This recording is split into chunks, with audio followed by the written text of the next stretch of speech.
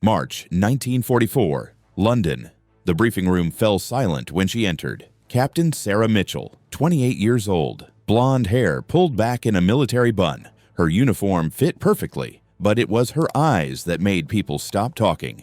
Ice blue, unblinking, the eyes of someone who'd stopped counting bodies after the 7th mission. Colonel Anderson stood immediately. The officers around the table straightened in their chairs like soldiers responding to artillery fire. "Captain Mitchell, thank you for coming." Sarah didn't respond. She never did with pleasantries. She simply took the empty chair across from Anderson, pulled out her notebook, and waited. The movement was economical. Everything about her was economical. No wasted energy, no wasted words.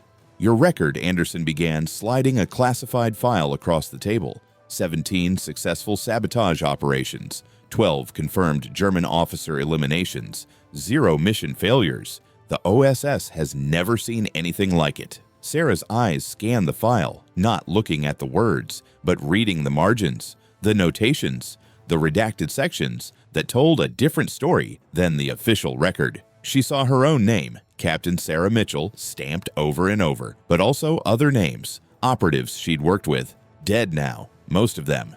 "The question," Anderson continued, "isn't whether you can do this. The question is whether you're alive to talk about it." Sarah's eyes lifted from the file. For a fraction of a second, barely perceptible, something flickered in them. A memory. A face. Then it was gone. The wall came back up. "What's the target?" she asked.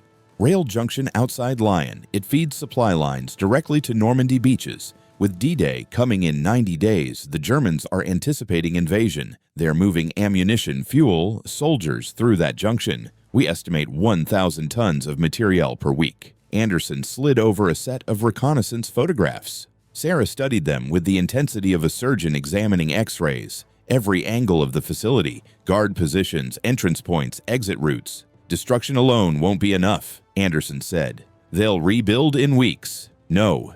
We need the commandant dead. Major Klaus Weber, SS officer, brilliant tactician, brutal. He's reorganized the entire northern defense network.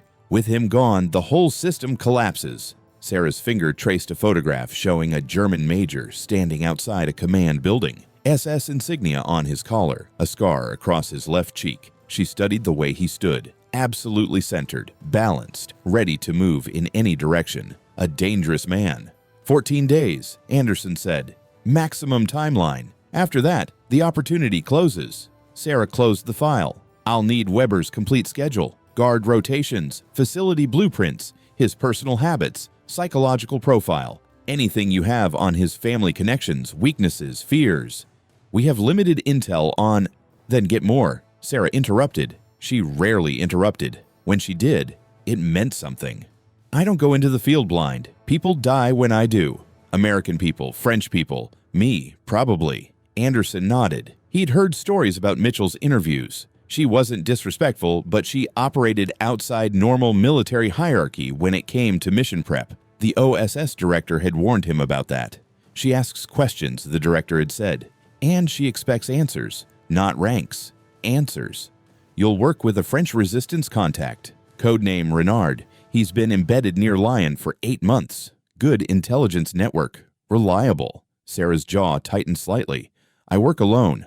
"Not this time. Renard coordinates the extraction point. He has safe houses. He has local assets who can provide real-time intelligence on Weber's movements. Solo operations don't exist in occupied France anymore, Sarah. Too many variables. Too many Gestapo units." The use of her first name was deliberate. Anderson was establishing dominance, reminding her she was military. Sarah recognized this. She didn't care, but she noted it. "Where do I meet him?" "Farmhouse 17 kilometers southwest of Lyon. Under the cover name Anna Beaumont, a nursing student from Marseille. Your cover identity has complete documentation. Forged papers are perfect. We've had Gestapo experts review them." Sarah memorized the coordinates in her head. She never wrote anything down in briefings. Written records could be captured. "Parachute drop? Tonight. Aero 100 hours. We have a C-47 on standby. Weather is clear over the drop zone. French resistance has marked it. You'll have radio contact for 72 hours after landing. After that, radio silence. We can't risk German direction finders." Sarah stood up. The briefing was over. She'd heard enough. "One more thing," Anderson said as she reached the door. Weber's former lover works as a civilian administrator at the facility. Her name is Giselle Laurent. The intelligence services believe Weber has developed an obsessive attachment to her. He visits her quarters 3 times a week, always between 1900 and 2100 hours. Sarah paused. She didn't turn around. "That's not on the file," she said. "No, it's not." Sarah understood immediately. That meant it was the real vulnerability. Everything else was noise. But this could be the entry point. She left the briefing room without another word. At 1200 hours, Sarah was in the armory checking equipment. Knife, pistol, garrote wire, explosives. Each item was tested, verified, loaded. A weapons officer watched her work with something approaching awe. "You've done this before," he said. Not a question. 17 times. "And you're still alive." Sarah looked at him.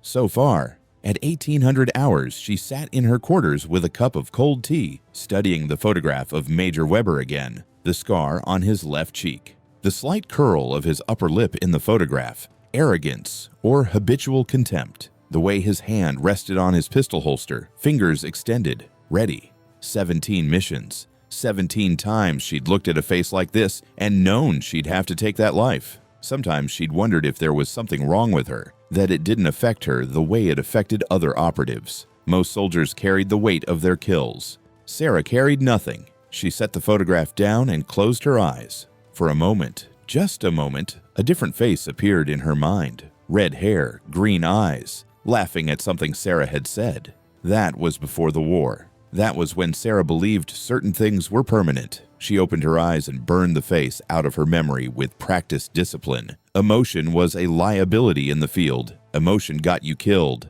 At 2300 hours, she was suited up. Black operational uniform, combat boots, everything black. The weapons were distributed across her body in precise locations. Her parachute was checked and rechecked. Colonel Anderson came to see her off personally. "Come back alive, Captain." "I always do." 17 times. 17 times, Sarah repeated. Then she paused. "This will be 18. Anderson extended his hand.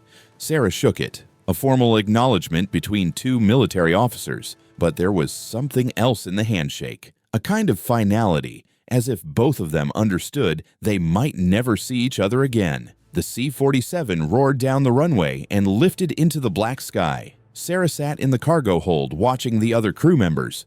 3 of them. Young. Nervous. They didn't know what she was, only that she was Special Forces and that the mission was classified. At 0100 hours, the red light turned on. Sarah moved to the open bay. The ground was invisible below, hidden by darkness and distance. The pilot gave the signal. She didn't hesitate. Hesitation was death. Sarah jumped. The free fall was always the best moment. No complications, no variables, just physics and gravity and the certainty of what came next. She counted the seconds. At 40, her hand found the ripcord. The parachute deployed with a violent jerk. The ground rushed up. She landed in a forest outside Lyon, perfect form, no sound. Her boots touched French soil at 0102 hours. Immediately, she rolled up her parachute, buried the nylon in the loose earth, took her bearings from the moon and the stars, skills she'd learned growing up in the American West with a father who believed in self-sufficiency. The safe house was 7 kilometers northeast. Sarah moved through the darkness with silent efficiency. She'd been trained by the best guerrilla fighters in Europe. She understood terrain. She understood shadows. At 0345 hours, she reached the farmhouse. Single structure, dark windows, no guards. Too confident. That was typical of resistance cells. They thought invisibility was security. Sarah didn't announce herself. She watched the house for 40 minutes. No movement, no lights, no sounds. Then she approached the back door, pressed her ear against it, and listened. A man was inside, sleeping. She could hear his breathing. She opened the door silently. The lock was simple, and entered the darkened farmhouse. Her eyes adjusted immediately. She could see the sleeping figure in the front room. The man's eyes snapped open before she fully emerged from the shadow. He reached for a weapon. Sarah moved. It wasn't fast. It was faster than that. She crossed the room in complete silence, and her knife was already at his throat before his hand closed on the pistol grip. "Don't," she whispered. The man froze. His breathing stopped. In the darkness, his eyes were wide with terror. He was in his mid-40s, weathered face, scarred hands. "Renard?" Sarah asked. For a moment, he couldn't answer. The knife was pressing into the side of his neck, and his mind was calculating whether he'd survive the next second. "Yes," he breathed. Sarah withdrew the knife and stepped back. Renard scrambled away from her, grabbing his pistol, pointing it at her with shaking hands. "Don't move," he hissed. Sarah stood perfectly still. Her hands were visible. Her expression was neutral, giving him the moment he needed to believe he was in control. "Anna?" he asked, using the cover name. "Yes, and you must be Renard." Renard kept the pistol trained on her. His hands were still shaking. "Jesus Christ, did they train you to kill in your sleep?" "Among other things." "Lower your hands slowly. Tell me something only Anna Beaumont would know." This was a security protocol. Sarah had memorized it during briefing. She recited the coded phrase that confirmed her identity. Renard's hands steadied. The gun remained pointed at her. "The Americans sent you to spy on us?" he asked. "The Americans sent me to destroy a rail junction and kill an SS major." Renard lowered the gun. "Same thing." He lit a single candle. Now Sarah could see him clearly. Mid-40s, yes. Scarred from a wound. Left side of his chest. Intelligent eyes. A man who'd been fighting the war longer than most. "You're not what I expected," Renard said. "I never am. I thought you'd be older, more, I don't know, harder."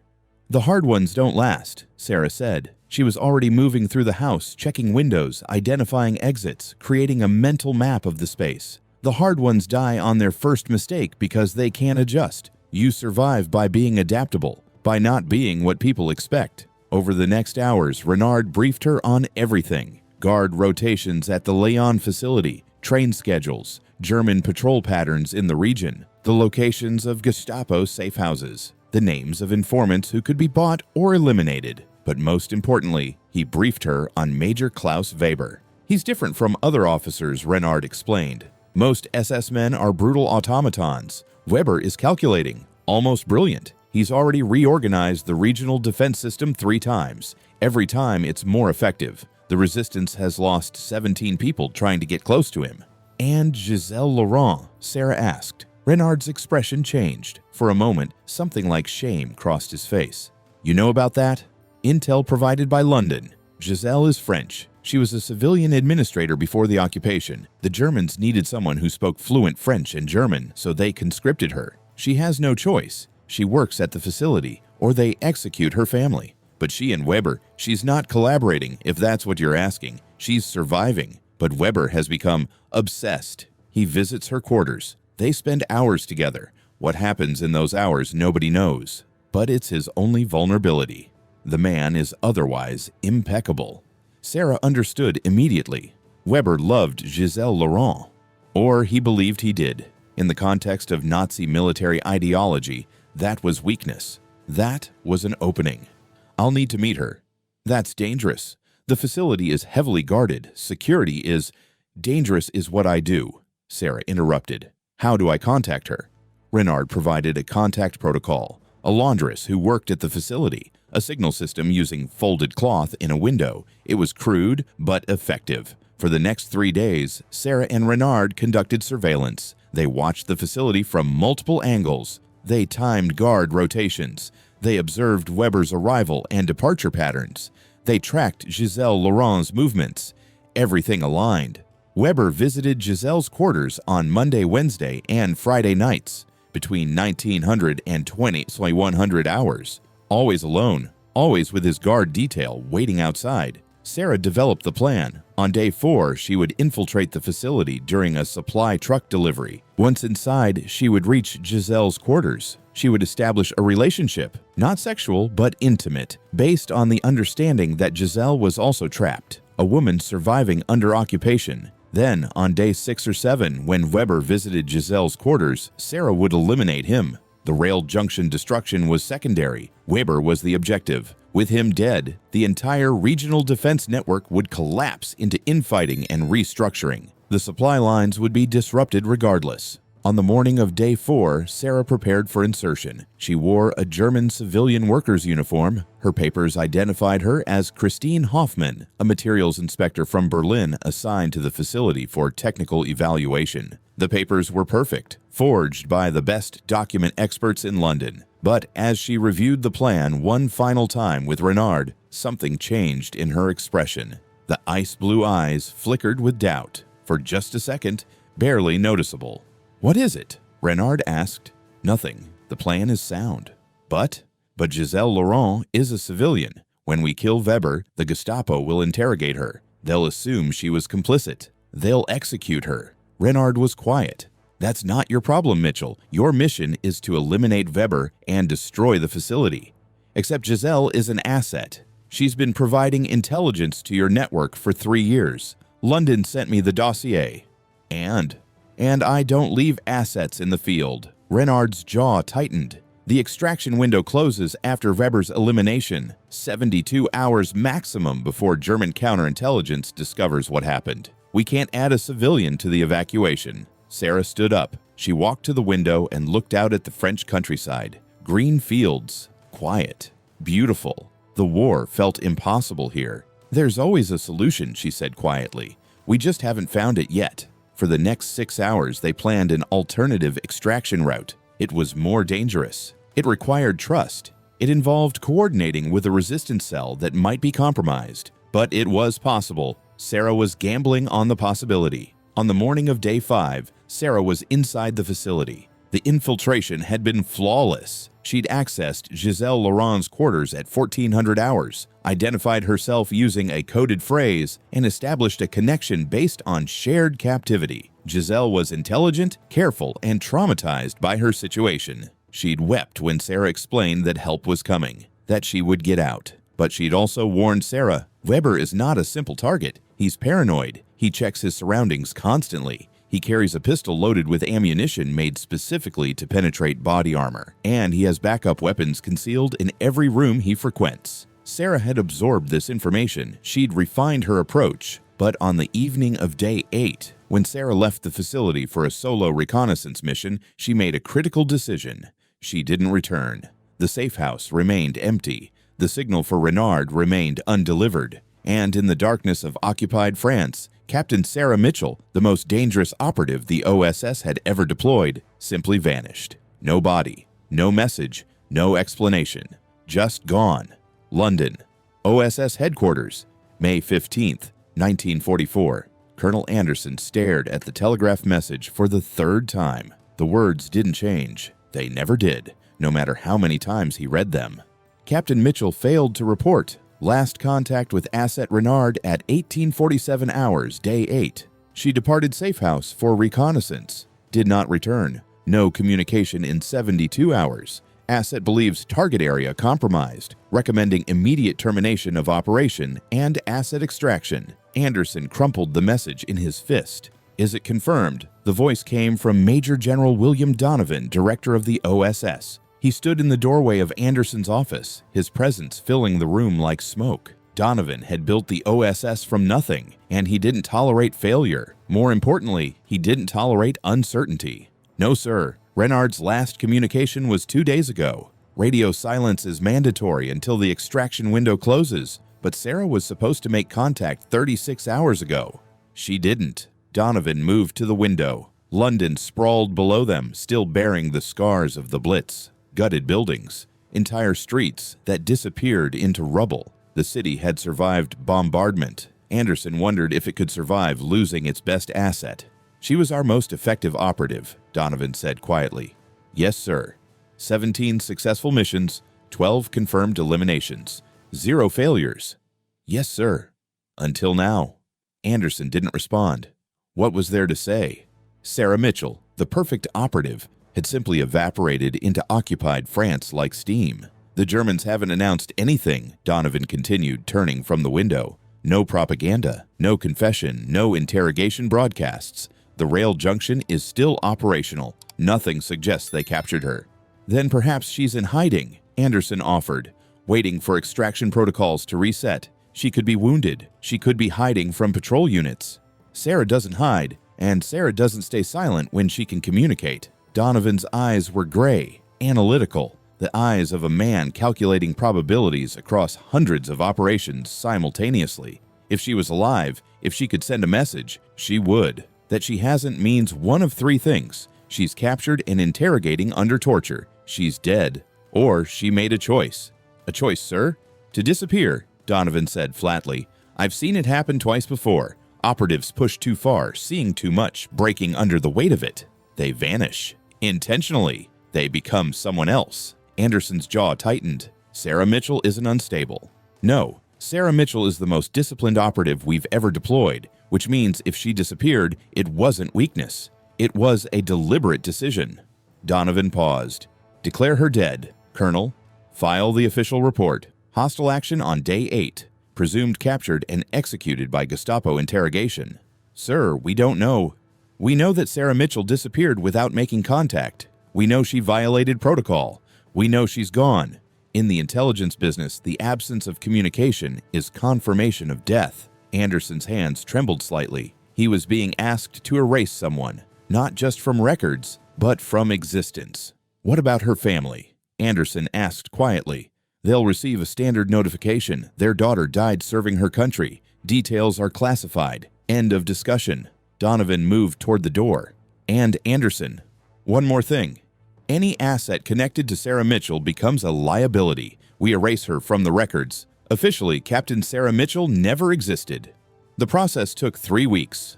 Photographs were burned. Personnel files were sealed in vaults requiring presidential authorization to access. Her name was removed from operations logs. Her achievements were buried under false names and classified documents. By June 1944, D-Day had happened. Normandy beaches had been stormed. The invasion succeeded, partially because the rail junction outside Lyon remained operational, because Major Klaus Weber was never eliminated, because the disruption the OSS had planned never occurred. Sarah Mitchell's failure became part of the mythology of the intelligence services, the exception that proved the rule. Even the best could die in the field. Her mother, living in a modest house in San Francisco, received a letter from the War Department. It informed her that her daughter, Captain Sarah Mitchell, had been lost in the line of duty while serving her country. No further details were available. No body would be returned. No grave would be marked. She kept the letter in a drawer for 53 years. She never spoke her daughter's name to anyone again. Not to friends. Not to the woman she lived with for 30 years. Not even to herself, except in the privacy of her own mind, on nights when she couldn't sleep. The grief, locked inside like a secret, aged her faster than time itself. 50 years later, October 1994, Grindelwald, Switzerland. The autumn had been mild. The peaks surrounding the village were still mostly clear, snow only on the highest elevations. Tourists had departed, leaving the Swiss mountain town to its permanent residents. 300 souls who'd lived here for generations, people who understood privacy as a religion and respected secrets as sacred. A woman named Anna Schmidt lived in a small cottage on the eastern edge of the village. Stone walls, wooden shutters, a garden that had been carefully maintained but never flourished. She'd arrived in 1945, just as the war in Europe ended. No one knew where she came from. She had Swiss papers, forged documents so perfect that even the Swiss authorities never questioned them. Anna kept to herself. She worked as a translator, taking assignments from international organizations that occasionally needed German to English translations. She was fluent in 4 languages and read in 6. She had a Swiss bank account with no traceable origin. She lived on modest income and asked for nothing from anyone. The village respected her distance. The postman greeted her with a nod, nothing more. The shopkeeper didn't attempt conversation. Even the children understood instinctively not to approach her cottage. Some people were meant to be left alone. But in October 1994, Anna Schmidt's carefully constructed world began to collapse. A journalist named Michael Hartmann had been researching Nazi counterintelligence operations for a book. He'd found in the archived papers of a deceased Gestapo officer a series of coded logs detailing Operation Silence, an internal investigation into an American spy infiltration near Lyon in 1944. The logs were fascinating because they described the capture and interrogation of an operative codenamed Sparrow.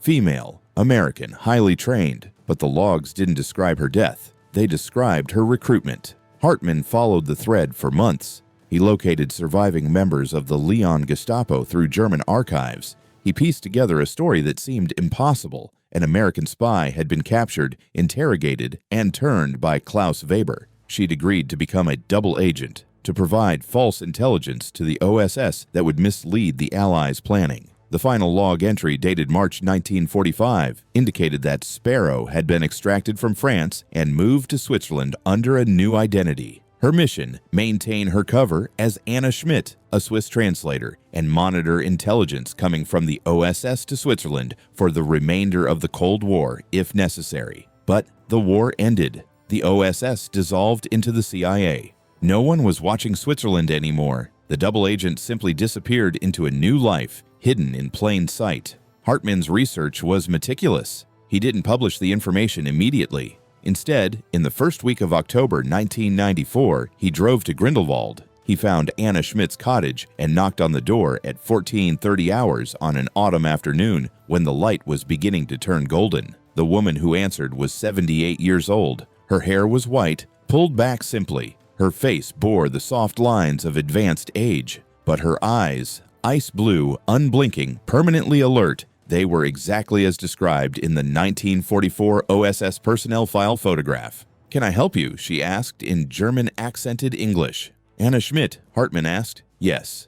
"My name is Michael Hartman. I'm a historian. I'm researching the Second World War, specifically an operation called Silence, specifically a woman codenamed Sparrow." For a moment, just a fraction of a second, the old woman's expression didn't change, but something flickered behind those blue eyes. Recognition, fear, the understanding that 50 years of hiding were over. "I don't know what you're talking about," she said. "Captain Sarah Mitchell, born 1916 in Seattle, American OSS operative, 17 successful missions, 12 confirmed eliminations, 0 failures, until Lyon 1944. Then you disappeared." Anna Schmidt closed the door. Hartman didn't leave. He sat in a cafe in Grindelwald for 3 days, drinking coffee and waiting. He didn't approach her again. He simply existed in her village, making it clear that he wasn't leaving. On the 4th day, Anna Schmidt appeared at his table. She ordered coffee in perfect German. She paid for his cup. She sat across from him with the measured posture of someone trained in operational security, every movement controlled. "What do you want?" she asked. "The truth," Hartman said. Anna was quiet for a long time. Her hands trembled slightly around the coffee cup, the first and only sign of emotion Hartman would see from her. When she finally spoke, her voice was steady, as if she'd been rehearsing this conversation for 50 years. "I was given an impossible choice," she said. "Kill an innocent person to complete my mission, or refuse and watch as the Germans executed her entire family. Giselle Laurent. She was a translator, same as me, trapped in occupation like me. And Klaus Weber loved her in the only way a man like that could love anything, possessively, cruelly, with complete obsession." "You were captured," Hartman said. Not a question. "Yes." Weber interrogated me for 4 days. He showed me photographs, documents. He demonstrated that he knew everything about me, my family, my background, my previous missions. He was brilliant in that way. He understood that information was more terrifying than violence. And then he made an offer. He offered me 3 choices. I could commit suicide, in which case he would release Giselle. I could refuse cooperation, in which case he would execute both of us slowly. Or I could agree to become his double agent. I could send false intelligence to the OSS. I could misdirect American operations. But I asked him for one thing in exchange, that he never mentioned Giselle Laurent's involvement to the Gestapo, that he let her go. Hartman understood immediately. There had been no choice at all. Only the appearance of one. Did he agree? Yes, because in that moment, I gave him something he valued more than vengeance or security. I gave him the illusion that he'd broken me, that he'd turned an American spy into his personal asset, that he was so intelligent, so powerful, so superior, that he could remake his enemy into his servant. But you didn't actually give him false intelligence. No, I couldn't, because within 3 weeks, my extraction window would close. The safe house was compromised. The operation was failing. German counterintelligence was accelerating its search. So I made my own extraction happen. On the night of March 15th, 1945, Weber invited me to his quarters, a privilege granted to his new double agent. He wanted to celebrate our partnership. He was drunk on wine and power. I killed him with a knife he'd used to threaten me. I made it look like a partisan assassination, and then I ran. "You murdered him," Hartman said. "It wasn't an accusation, it was a statement of fact." I eliminated my interrogator, Anna corrected. The SS major named Klaus Weber, not the same thing. And the OSS? I couldn't contact them. Radio silence was mandatory after the compromise. I couldn't identify myself in writing. Everything was being monitored by German intelligence. So I arranged my own extraction through French resistance contacts. They got me to Switzerland. The Swiss authorities never questioned my papers. After the war ended, I simply became Anna Schmidt. I worked, I lived, I tried to forget. Did you? Hartman asked. Forget? Anna's hands tightened around the coffee cup. For 50 years, I thought of Giselle Laurent every single day. Every single day. I wanted to contact her. I wanted to explain what happened, but I couldn't risk her exposure to whatever investigation might have followed my disappearance. So I lived in silence, alone, watching the world move on without me. That's not justice, Hartman said. That's just another prison. Yes, Anna said simply. It is. Hartman was quiet for a long time, watching the old woman. What happens now? He asked finally. That depends, Anna said, on whether you believe that secrets should remain secrets. When Hartman's book was published in 1996, it caused controversy in intelligence circles and was largely forgotten by the general public. The true identity of Sparrow was never officially confirmed. The document was classified. The official OSS record still said Captain Sarah Mitchell had been presumed dead in 1944. But in Grindelwald, an old woman named Anna Schmidt read the book and wept. She died in 1998 at the age of 82. Her will contained a letter to the Director of Central Intelligence explaining everything, a confession 50 years in the making. By that time, no one remained from 1944 who could prosecute her. The war was history. The secrets were just stories waiting to be told. But one question remained unanswered, the question that would haunt historians, intelligence analysts, and everyone who read her story. Did Klaus Weber let her live because he believed she was truly turned? Or did he let her live because, in his own twisted way, he loved her? And if he knew she was an American operative, knew she was lying to him, and released her anyway, was that an act of mercy? Or was it a final act of betrayal? The truth died with them both in the Swiss Alps, buried under 50 years of silence. Lion Gestapo headquarters, March 8, 1945. The interrogation room was designed to break people. Every detail served that purpose. High windows that let in bright daylight, but no view of the world outside. White walls that reflected sound back at you, making your own voice sound weak and small. A single metal table, 2 chairs, nothing else. No distractions, only you and the questions. Sarah Mitchell sat in one of those chairs for 4 days. When they brought her in on the morning of March 5th, she'd made no attempt to resist. Renard had warned her the facility was compromised. She'd decided to leave for a solo reconnaissance run anyway, to verify the location of Giselle Laurent's quarters, to establish escape routes, to do what operatives do when they smell danger. Instead, she'd walked directly into a checkpoint.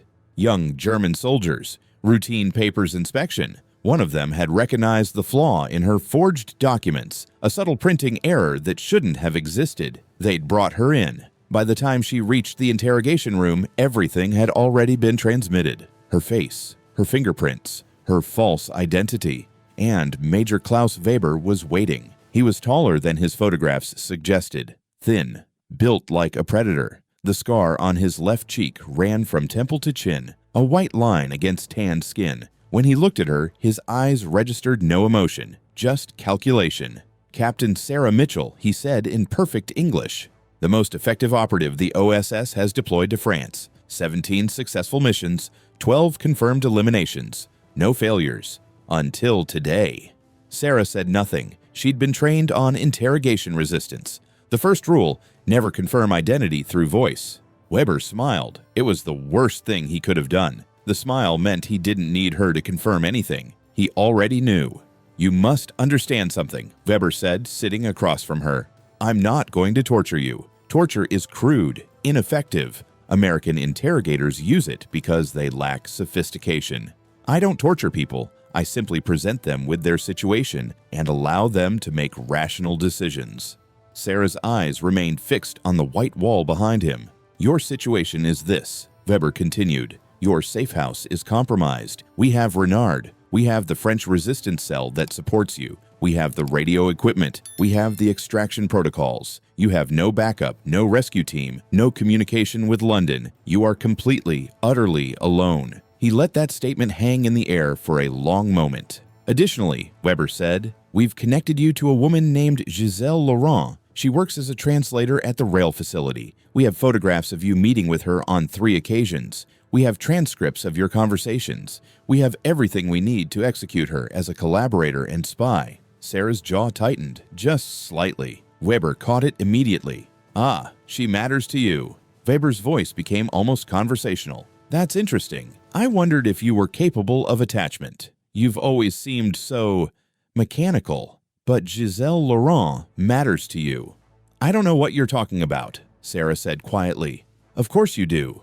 You're intelligent. You understand that she was only a source, a translator who happened to work at a facility you needed to infiltrate. She was useful, expendable, and yet—" Weber leaned back in his chair. "The way you moved when I mentioned her name, the way you tightened your control. You care about her." Sarah forced her face to become blank again. Too late. Weber had already read her. "Here's what happens now," Weber said. "In 6 hours, we execute Giselle Laurent in the public square, in front of her family. We make it clear that she collaborated with American intelligence. Her mother, her father, her siblings, they all know she was a traitor, and then we execute you, quickly compared to her. A professional courtesy between soldiers." Sarah's breathing remained steady. Years of training, years of forcing her body to obey her conscious mind.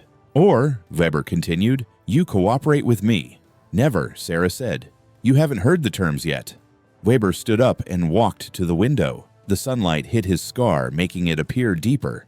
"I require very little. Simply this. You become my asset. You provide me with information about OSS operations in Europe. You send false intelligence to London. You help me understand how the Americans think, how they plan, where they're vulnerable. And in exchange, Giselle Laurent lives. I personally guarantee her safety. She goes free. She returns to her family. She lives a normal life. After the war, she becomes a teacher or a shopkeeper or whatever she wants. She survives." Sarah was quiet for a very long time. She understood the trap. If she accepted, she would be a double agent, compromised, useless to the OSS. If she refused, Giselle would die. Both options were designed to destroy her. Both options were impossible. "How do I know you'll release her and not execute her anyway?" Sarah asked. Weber smiled. "Because I understand you now, Captain Mitchell. I understand that you value loyalty above everything, even above your own survival. A woman like you doesn't betray your own people. So I'm betting that you'll believe me. Try to cooperate, and in doing so, you'll inadvertently reveal the very information I need. Whether Giselle survives or not becomes almost irrelevant." "Then I don't accept," Sarah said. "Very well. The execution happens at 1800 hours. Weber returned to his chair. "Giselle will know you could have saved her. That's the real punishment, isn't it? Not death, but knowing you condemned an innocent person." Sarah's control fractured for just a moment. Weber saw it happen in real time. "I accept," she said finally. "Your terms." Weber's expression shifted. Genuine surprise crossed his face. "That was easier than I expected." "I want her released immediately," Sarah said. "As a gesture of good faith. Release her today, before you execute anyone." "No." "Then the deal is off." Weber studied her for a long moment.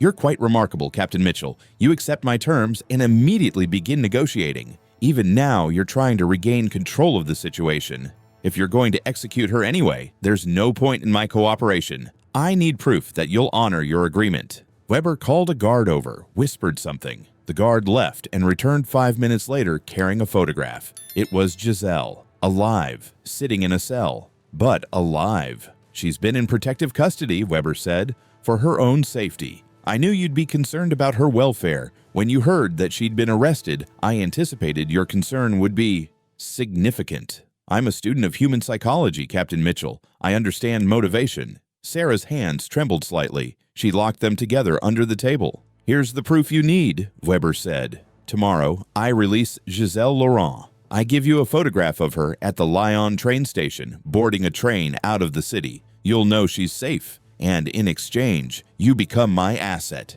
You provide me with intelligence about OSS operations in Switzerland, names, methods. Protocols.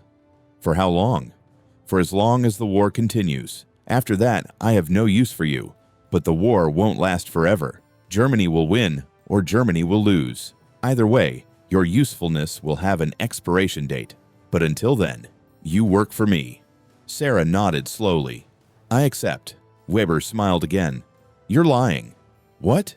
You're lying. You have no intention of actually cooperating with me. You're accepting my terms to save Giselle Laurent, and then you're going to escape or commit suicide or sabotage my operations. You're a trained operative. You're thinking tactically. This is a delay tactic. Sarah said nothing. She'd been trained to never confirm or deny interrogation analysis. But here's the beautiful thing, Weber continued, leaning forward. It doesn't matter whether you're lying. What matters is that you will now provide me with intelligence that appears useful. False intelligence, probably, but intelligence that I can cross-reference against other sources. And in the process of providing me with that false information, you'll reveal things about OSS operations. You'll reveal how they think. You'll reveal their vulnerabilities. And that's valuable to me. So you're using me the way I'm using you, Sarah said. Precisely. Weber stood up. That's why we'll work well together, Captain Mitchell. We're both professionals. We both understand that the highest form of deception is to allow the other party to believe they're deceiving you.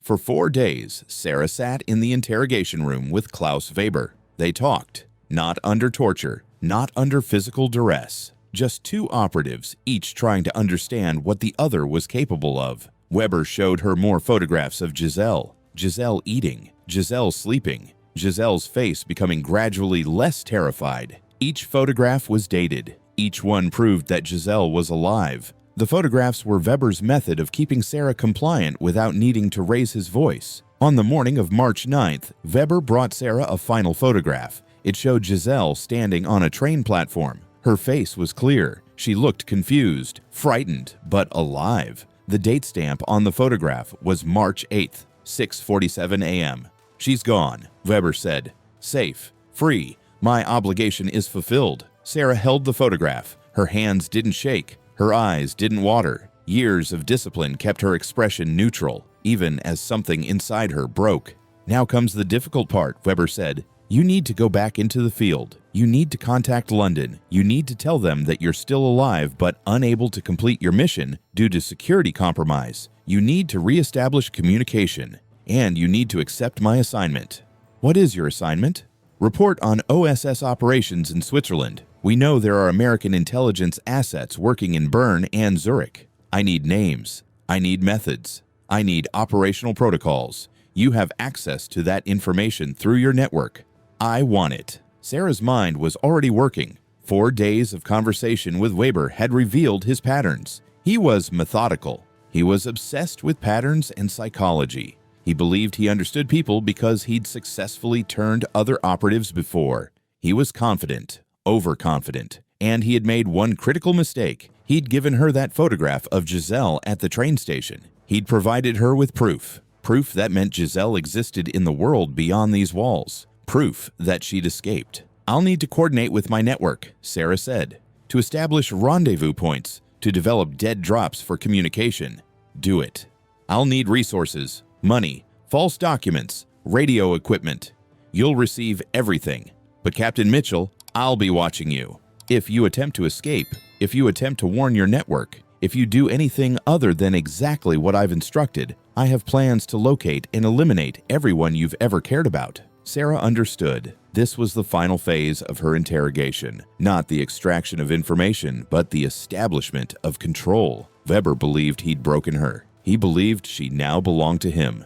He didn't understand that he'd already lost. Over the next 6 days, Weber arranged Sarah's release. She was given new papers, a new identity, a safe house on the edge of Lyon, money, radio equipment, everything she needed to operate as his double agent, everything she needed to disappear. On March 15th, Weber invited her to his quarters to celebrate their partnership. He had wine. He had food. He wanted to toast to the beginning of a productive relationship between two professionals. Sarah came to his quarters at exactly 1900 hours. She carried nothing but her forged papers and the knife she'd taken from a guard during her first day of detention. a knife that Weber himself had used to threaten Giselle Laurent during an interrogation. Weber was drunk when she arrived. Wine and euphoria mixed together. He believed he'd successfully turned the best operative the OSS had ever produced. He believed he'd achieved something unique. He believed he'd won. He never saw the knife coming. The knife entered at an angle under his ribcage. She'd practiced this movement 10,000 times in training. His eyes widened with surprise,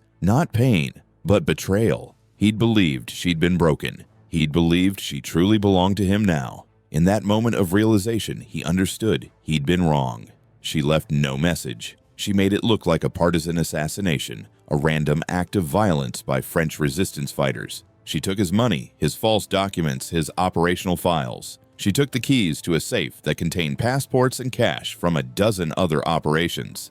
And she ran.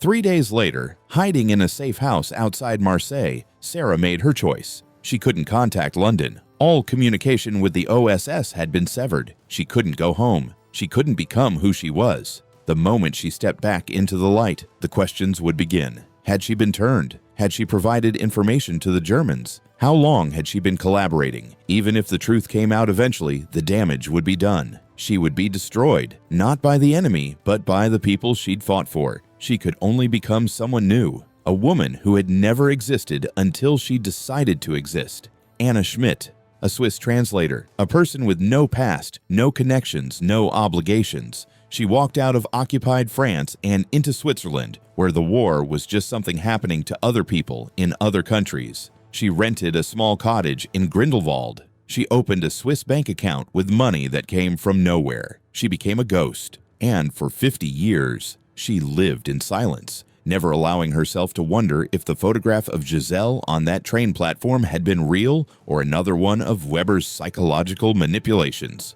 Some knowledge destroys you from the inside. Better to live with the doubt than die knowing the truth. Grindelwald, October 1994. The cafe was half empty when Michael Hartman first approached Anna Schmidt's table. He sat down without being invited, and she didn't tell him to leave. She simply looked at him with those ice blue eyes, the same eyes from the 1944 OSS photograph, and waited. "I know who you are," he said. Anna didn't respond. She stirred her coffee, watching the liquid swirl without looking at Hartman's face. "Sarah Mitchell," he continued, "or Anna Schmidt, or whoever you want to call yourself. I've been researching you for 3 months. Still nothing, but her hand stopped moving around the coffee cup. "I'm not here to destroy you," Hartman said. "I'm a historian. I write about what happened during the war, and what happened to you. That's a story people need to know." Anna set down her cup with deliberate precision. When she finally spoke, her voice was so quiet that Hartman had to lean forward to hear it. "If you're going to do this," she said, "you need to hear everything, not just the parts that make me look like a hero." That was how it began. Over the next week, Anna Schmidt told Michael Hartman her story. She told him about the interrogation room. She told him about Weber's psychological games. She told him about the choice between death and betrayal. She told him about killing Weber and running to Switzerland. But when Hartman asked about Giselle Laurent, Anna became silent. He pressed her. What happened to her after the war? "She lived," Anna said finally. "That's enough." "Did you ever contact her?" "No." "Did you try?" Anna stood up from the table. "This conversation is over." But Hartman had done his research. He'd spent months tracking Giselle Laurent's life after 1945. He'd found documents. He'd read trial transcripts. He'd discovered something that Anna had deliberately left out of her confession. He waited 2 days before approaching her again. This time, he brought documents. They sat in the same cafe. Hartman placed a newspaper clipping on the table between them. It was dated June 10th, 1945. The headline read, "War Crimes Trial Begins for OSS Collaborator Giselle Laurent." Anna looked at the photograph accompanying the article. It showed a young woman, mid-20s, blonde hair, hollow eyes, Giselle Laurent being escorted to court. "She confessed," Hartman said quietly. "On her own. She walked into the Lyon police station and admitted to every crime she could think of, and some she couldn't have possibly committed." Anna's hand trembled as she reached for the clipping. She didn't take it. She just stared at it. "The testimony is incredible," Hartman continued. She describes betrayals of resistance fighters that never happened. She claims she provided intelligence about American operations that doesn't match any OSS records. She's lying on the witness stand, deliberately lying to ensure her own conviction. "Stop," Anna whispered. She was executed 3 weeks later, June 24, 1945. The official record says she was a German collaborator, a traitor. But the French resistance fighters I found, they all say the same thing. She was forced to work for the Gestapo. She never betrayed anyone. She was a victim, not a collaborator. Hartman placed another document on the table. It was a letter, yellow with age. The handwriting was delicate. The envelope was addressed to Anna Mitchell, OSS London. It had never been delivered. Anna didn't read it. She just looked at the envelope. Her jaw clenched so tightly that the tendons in her neck became visible. "I found this in the French archives," Hartman said. "In Giselle's cell after her execution. She wrote it 5 days before she died." "I don't want to know what it says," Anna said. "You should, because it's the only answer to your question." "What question?" Anna's voice was sharp now, defensive. Why she did it. Why she confessed to crimes she didn't commit. Why she let herself be executed. Anna's eyes filled with tears. She blinked them away with visible effort, like a soldier forcing her body to obey her will. "She knew you escaped," Hartman said. "She knew you survived, and she made a choice. She decided that the world needed the operative to live, the professional, the woman who had given her freedom, even if briefly. She decided that her life was worth less than yours." "No." Anna's voice broke. "You don't understand. She didn't." "She did." Read the letter. Hartman pushed the envelope toward her. Anna stared at it like it contained poison. When she finally opened it, with shaking hands, the first line made her stop breathing. "Dear Sarah, I hope this letter finds you alive." Anna read in silence. Her face crumpled, her shoulders shook. The other patrons in the cafe looked away, giving her privacy for her grief. When she finished, she didn't speak for a very long time. She just held the letter against her chest. "She knew." Anna finally whispered. "She knew that I would spend the rest of my life wondering if the photograph was real, if she was actually free. She knew that doubt would be my punishment." "What did she say?" Hartman asked gently. "She said," Anna's voice broke. "She said that it was the only way to make sure I could survive. That if she stayed alive, the Gestapo might use her against me. That her death was the only guarantee of my safety. She sacrificed herself," Hartman said. "She martyred herself for me." Anna set the letter down, and Hartman could see the moment her grief transformed into something else. Guilt, self-recrimination, the realization that she'd spent 50 years alive while another woman had been dead. "There's something else," Hartman said carefully. "Something the OSS records don't explain." He pulled out a classified document, heavily redacted but still readable in parts. It was an interrogation report dated March 16, 1945, the day after Weber's death. "Klaus Weber was killed on March 15th, Hartman explained. "But according to these Gestapo documents, you were under guard that night. You couldn't have done it." Anna looked at the document. Her expression didn't change, but something flickered behind her eyes. Recognition. Understanding. "The official record says French resistance fighters assassinated Weber," Hartman continued, "but that doesn't match the timeline or the evidence at the scene. So either the records are wrong, or you weren't actually under guard, or someone else did it." Anna finished quietly. "Who?" Anna didn't answer. She simply folded the letter carefully and placed it back in the envelope.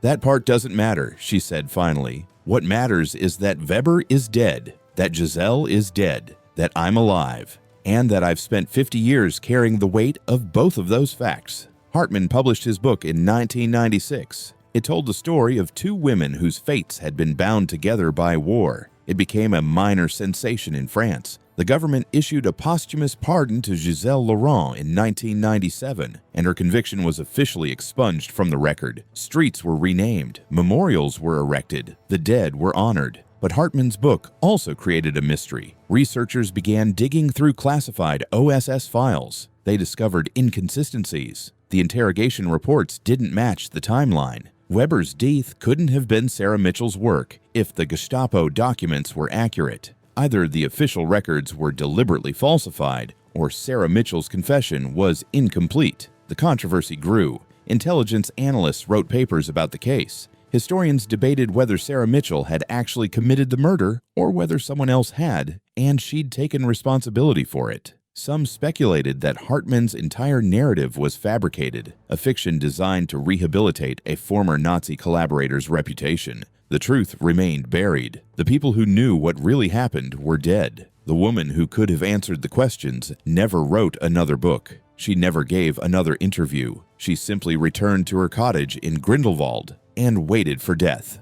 When Anna Schmidt died in 1998, her will contained instructions for one final act. She left a sealed envelope with Hartman, marked, "To be opened only if you still need an answer." Hartman held the envelope for 3 weeks before opening it. When he finally did, he found a single handwritten page. It said, "The truth doesn't matter anymore. What matters is that she's remembered, not as a traitor, not as a collaborator, but as a woman who chose sacrifice. If you're reading this, you already know that. And you already know that I don't deserve the life she gave me. That's the only truth that matters." Hartman never revealed what the letter contained. He kept it as insurance, as proof that Anna Schmidt had existed, had lived, had carried an unbearable weight for 50 years. But he also kept it as a reminder that some mysteries are more valuable unsolved, because the moment the truth is revealed, it stops being a mystery. It becomes just another fact. And facts are easier to forget than questions that never get answered.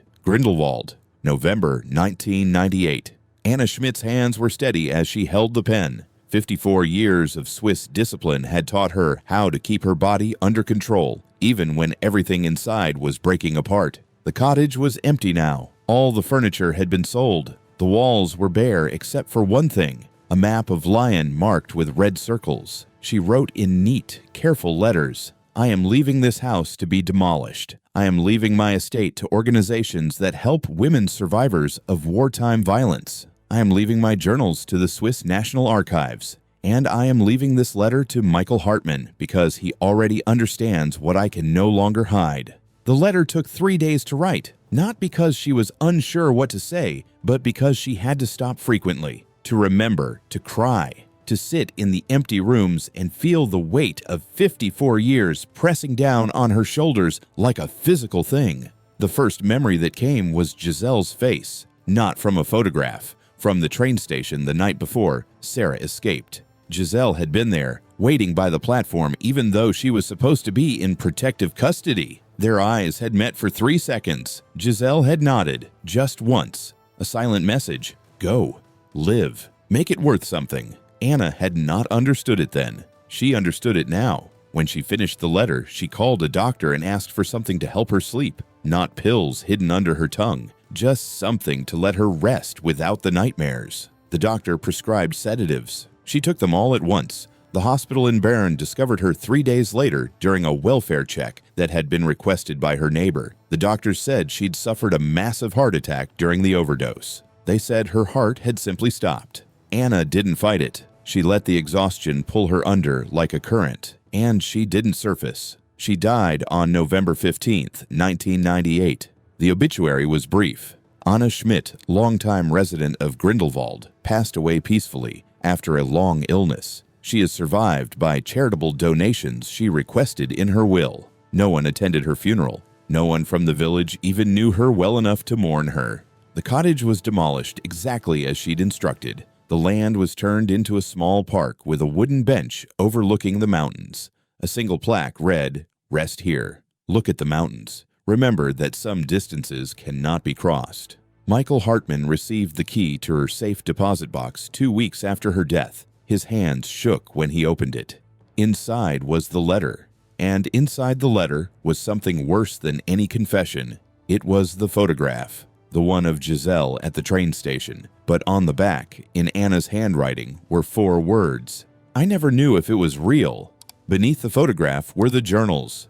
54 years of handwritten entries. Hartman began reading and didn't stop for 2 months. They documented everything: the interrogation room, the photograph of Giselle, the impossible choice, the 3 days of planning, the fire consuming a German officer's body, the escape to Switzerland, the slow building of Anna Schmidt's life on the bones of Sarah Mitchell's death.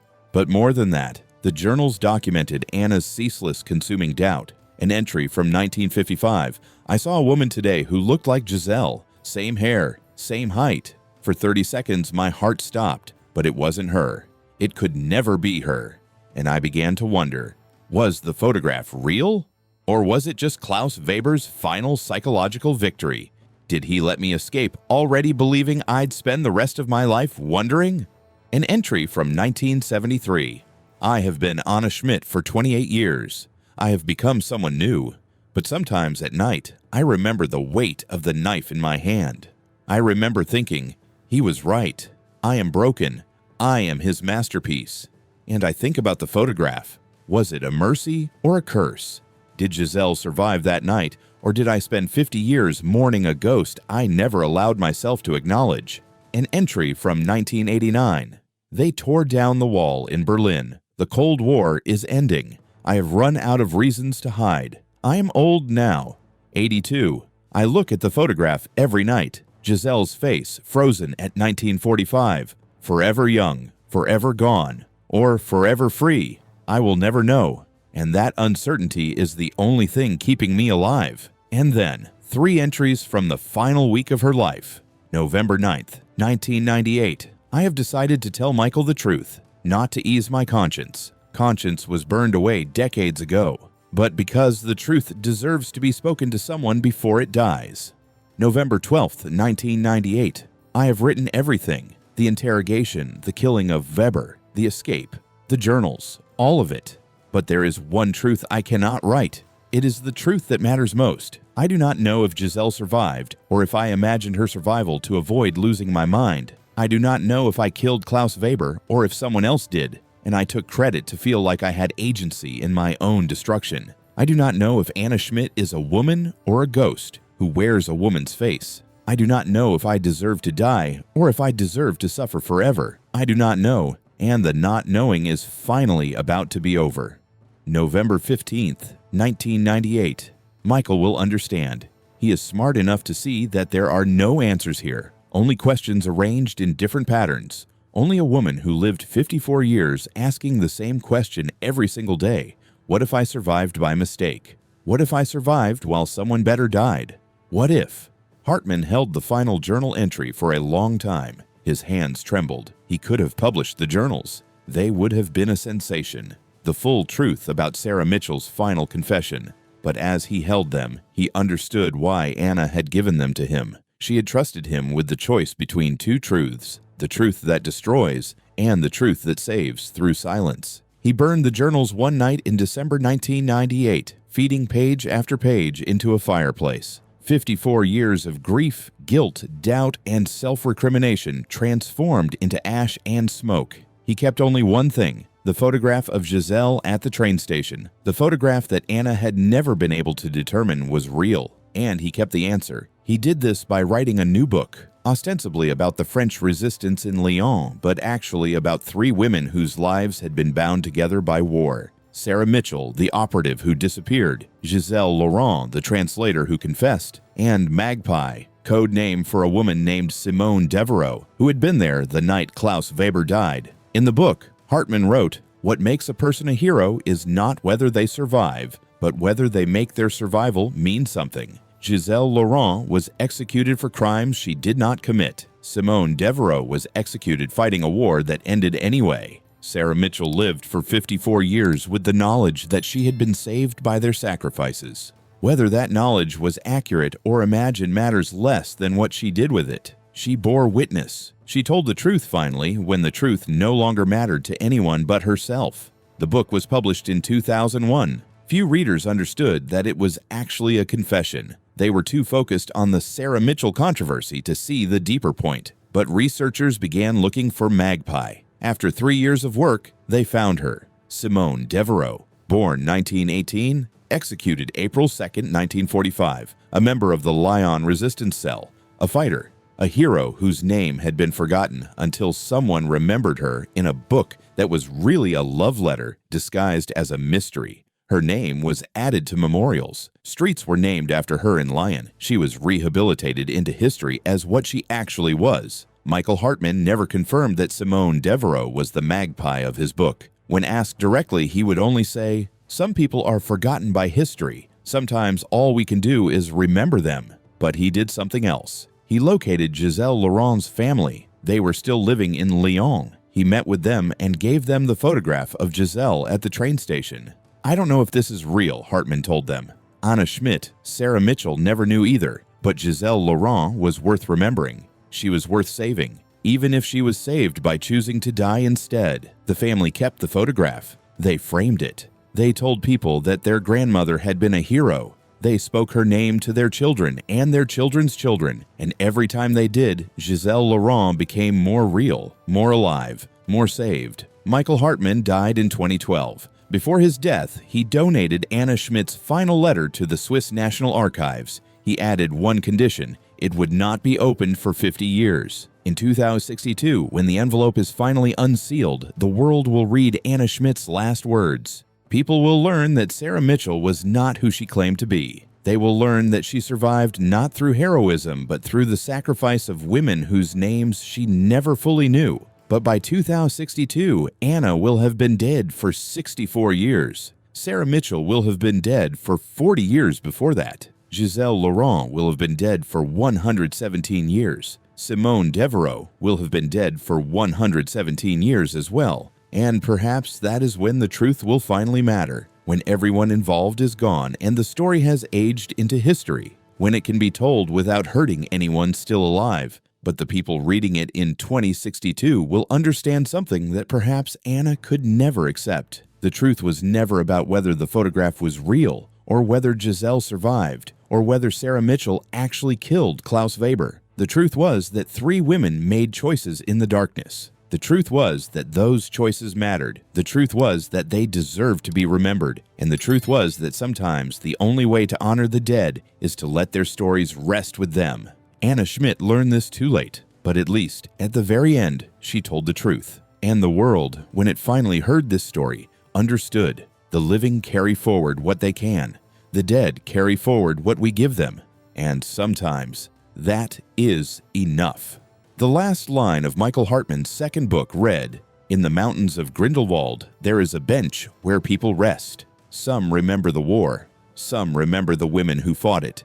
And some remember what it means to survive when others have not." He never identified what the bench commemorated, but people began to understand. And every year, a few of them would walk to that bench and sit. And they would remember.